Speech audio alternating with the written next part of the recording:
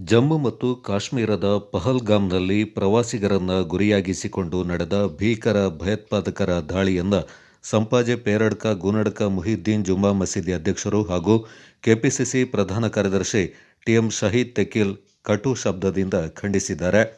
ಈ ಭೀಕರ ದಾಳಿಯಿಂದ ಅಮೂಲ್ಯ ಜೀವಗಳು ಬಲಿಯಾಗಿವೆ. ಭಯೋತ್ಪಾದಕ ದಾಳಿಯು ಅತ್ಯಂತ ಖಂಡನೀಯ ಮತ್ತು ಹೃದಯ ವಿದ್ರಾವಕ. ದಾಳಿಗೊಳಗಾದ ದುಃಖಿತ ಕುಟುಂಬಗಳಿಗೆ ಸಂತಾಪ ವ್ಯಕ್ತಪಡಿಸಿದ್ದಾರೆ. ಭವಿಷ್ಯದಲ್ಲಿ ಇಂತಹ ಘಟನೆಗಳು ಮರುಕಳಿಸದಂತೆ ಕೇಂದ್ರ ಸರ್ಕಾರ ಕಟ್ಟುನಿಟ್ಟಿನ ಕ್ರಮ ತೆಗೆದುಕೊಳ್ಳಬೇಕೆಂದು ಶಹೀದ್ ತೆಕಿಲ್ ಕೇಂದ್ರ ಸರ್ಕಾರವನ್ನು ಒತ್ತಾಯಿಸಿದ್ದಾರೆ. ಕನ್ನಡಿಗರ ರಕ್ಷಣೆಗೆ ಮುಖ್ಯಮಂತ್ರಿ ಸಿದ್ದರಾಮಯ್ಯ ಕೈಗೊಂಡ ಕ್ರಮ ಶ್ಲಾಘನೀಯ. ಕಾರ್ಮಿಕ ಸಚಿವ ಸಂತೋಷ್ ಲಾಡ್ ಅವರು ಮುಖ್ಯಮಂತ್ರಿಗಳ ಸೂಚನೆಯನ್ನ ಪಾಲಿಸಿ ತಕ್ಷಣ ಘಟನಾ ಸ್ಥಳಕ್ಕೆ ಧಾವಿಸಿ ತಮ್ಮ ಕರ್ತವ್ಯವನ್ನು ಯಶಸ್ವಿಯಾಗಿ ನಿಭಾಯಿಸಿದ್ದಾರೆಂದು ಶಾಹಿದ್ ತೆಕಿಲ್ ಅಭಿನಂದಿಸಿದ್ದಾರೆ.